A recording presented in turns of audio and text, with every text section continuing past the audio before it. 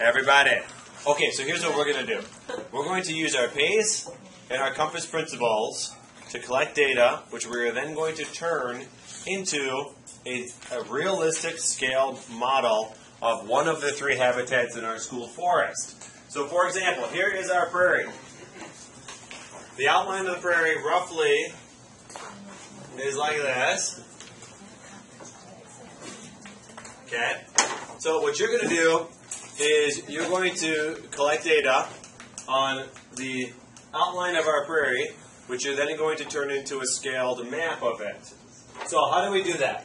Let's say hypothetically you want to measure what compass heading and the length is represented by that portion of our prairie.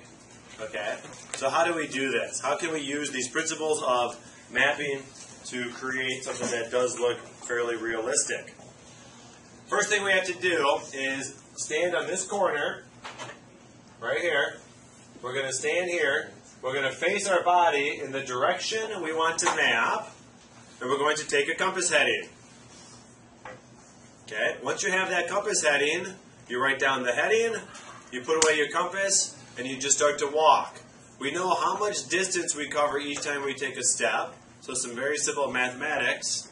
We can convert paces into meters. Eventually we'll take that information, scale it down to centimeters, and put it onto a piece of paper. Then we can start to add features. Okay? So let me do a really quick demo, and then we're going to go out and we're going to make a map. Today we're going to map the F-wing just around the classroom. So here's what you're going to need in your little journals. You're going to need a little data set.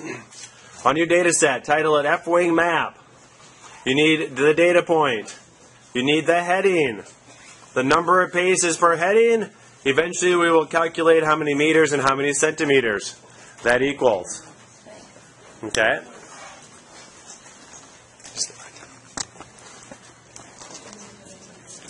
Okay, let's do a really quick demo. Everybody, take out your compasses. Just try to follow along with me. So we always face whatever direction we want to map. Okay? So I'm going to start on this edge over here. Let's say that I want to map the outline of this classroom. Okay? So take your body and face whatever direction you want to map.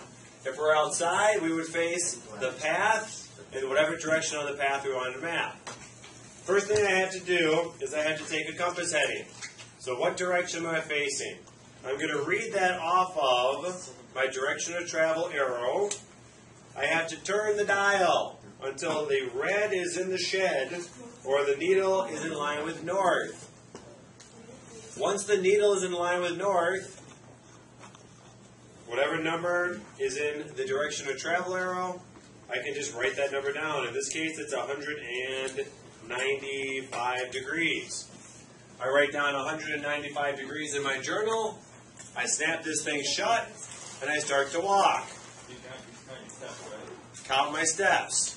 1, 2, 3, 4, 5, 6, 7, 8, 9, 10, 11, 12, 13. I write down 13 steps because I've come to a point where I got to change direction. I turn my body, whatever direction I want to map. I'm now on compass or data point number 2. It helps to write down a quick descriptor because then I can use that when I make my map to make sure that I'm in the right spot. I take a new compass heading. Face my body, whatever direction I want to travel. Turn my dial until the N is in line with the needle or red is in the shed. 83 degrees. I write down 83 degrees. I close my compass. I start to walk. 1, 2, 3, 4, 5, 6, 7, 8, 9, 10. I write down 10 steps. I've come to a spot where I have to change directions again. I take a new compass heading, start to walk. So every time you change direction, you take a new compass heading. Okay? Every time you take or change direction, you take a new compass heading. Anytime the path changes direction, then you have to take a new compass heading. The more compass headings you take, the more data you collect, the more precise your map will be. So as this curves, you walk a few steps, take a compass heading, change direction, walk a few steps, take a compass heading, walk a few steps, take a compass heading, walk a few steps, take a compass heading, and then if it gets, if it's a longer length, you can take a longer length. But every time you change direction, new compass heading, count the number of paces. All right, so for today, here's what we're going to do. We're going to step right outside my classroom. Remember the square you're standing on. We'll take a compass heading. We'll walk all the way down toward Miss Mickelson's room. And then some of you, I'm going to direct around some lockers. Some of you, I'll direct a different direction, whatever. Let's go around back to the same exact spot. We'll do one lap around a bay of lockers, and we'll collect that data. When you're done, you should have a whole bunch of compass headings and faces. Let's go.